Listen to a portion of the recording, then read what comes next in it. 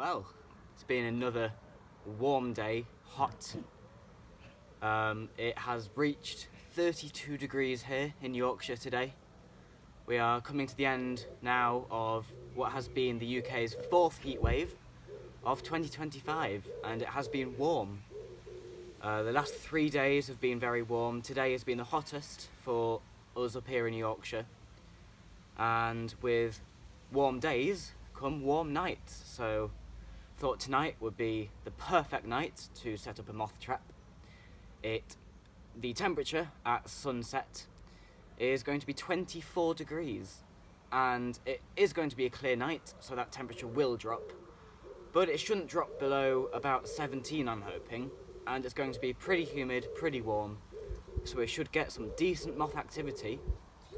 And you may have noticed I have 2 moths on my shirt. 1, the elephant hawk moth, and 2, the gorgeous poplar hawk moth. This is a female I caught in the trap on Monday night, and I kept her last night as well in some mesh with some goat willow, and she laid some eggs. So that's another nice addition to all the various caterpillars, pupae I have here that I'm rearing. So hopefully they'll be fun to rear to adults. But yeah, let's get the moth trap out.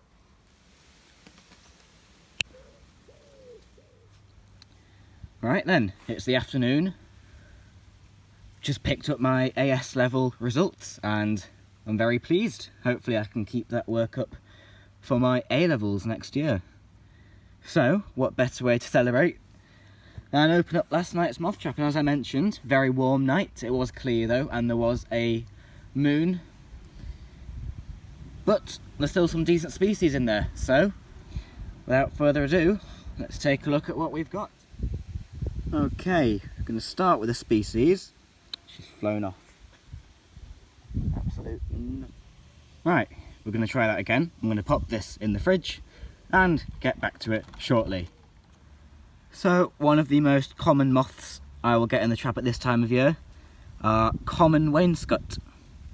And although most of the wainscots are associated with damp habitats, reed beds, etc., common wainscot larval food plants are various grasses including common couch, tufted hairgrass and cocksfoot, and they're found in a variety of habitats from May to September, often peaking around this time of year.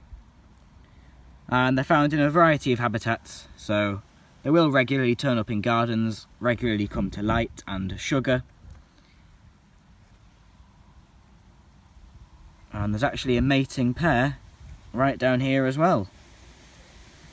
That's common wainscot. Well, this is always a nice moth to have. Blood vein. It may be common, but it's always a pleasure to see it in the trap. The caterpillars are quite interesting of this species. They eat a lot of low-growing plants, mainly dock. And although small, they actually look an awful lot like a tiny snake. They are capable of puffing up the segments behind the head to make it look like a snake. I used to enjoy searching for the larvae of these and rearing them. But bloodvein is a very nicely patterned moth, very nice subtle colours, nice pink margin, and that red line running through the middle of all 4 wings.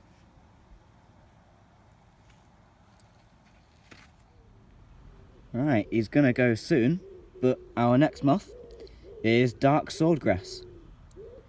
This is a migrant moth, and like many migrants is most common along the south, but in good years can arrive in good numbers throughout the UK.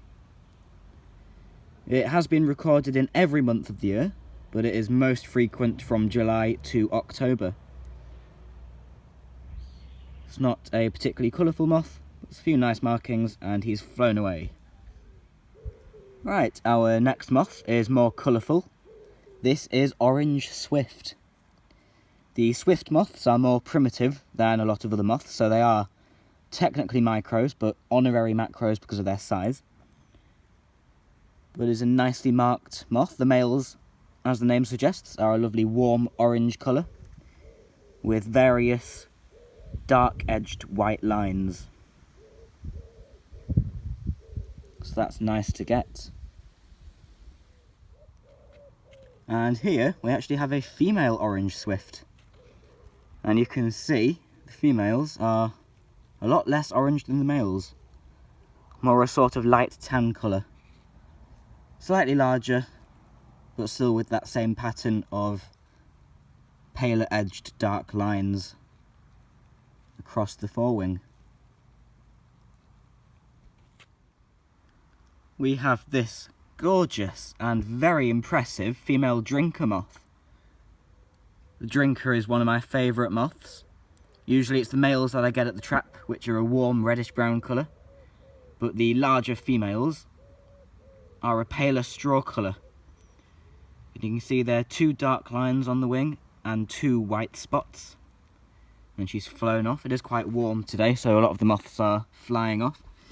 But you can see the female drinker has laid a few eggs amongst the egg cartons here.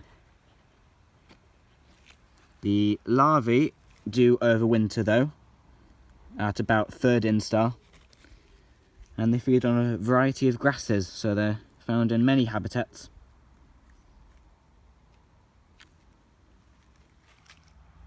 So I've just found this chap hiding in the grasses. This is the pale prominent. Amazing camouflage, looks like a piece of frayed wood. And the scientific name, Pterostoma palpina. The palpina relates to the male's large palps at the front of his head. So they have a remarkable silhouette. They're one of the most strangely shaped moths.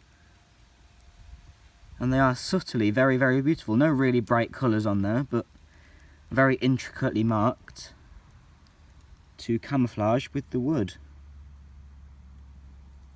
They're a stunning moth. Right, we'll finish as we started, only hopefully this time she won't fly away. This is the old lady. A marvellous moth. It's not a species I trap very often at all. In fact, this is only the 2nd or 3rd time I've had it. I do find the larva quite regularly though amongst the ivy in the hedge, so it's just a species that isn't as strongly attracted to light as others. It is one of the largest noctuids. Very large moth. And the name Old Lady comes from the fact that the patterning resembles the shawls once worn by ladies of a certain age in the Victorian era. Various waves and lines.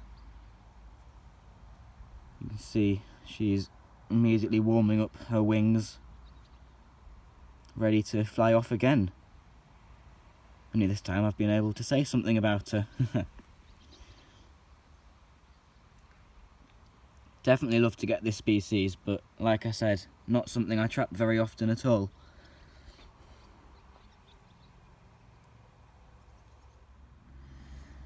Actually, I'll throw in another species before I finish.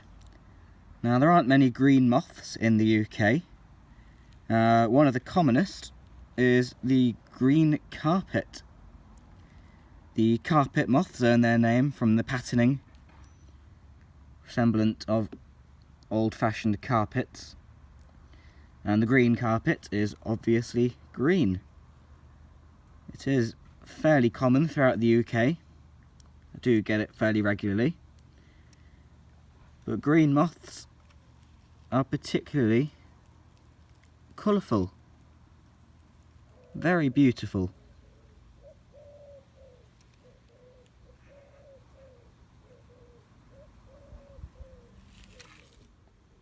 So, we've got the final list. 324 moths of 47 species. And I've put a little note there to say that 149 of those were common wainscots, by far the commonest moth of the night. And obviously it's not as varied as a night would be in June or July. We are coming to the end of summer, well, certainly past the peak. And although it's been warm, the range of species is decreasing and the total number of moths is decreasing. A night like last night, at the end of June, I would have easily caught 1,000 moths because the conditions were perfect. But still happy with the species caught Because the heat wave is over now, it will be another week or so before I put the trap out. So we'll see what we get then.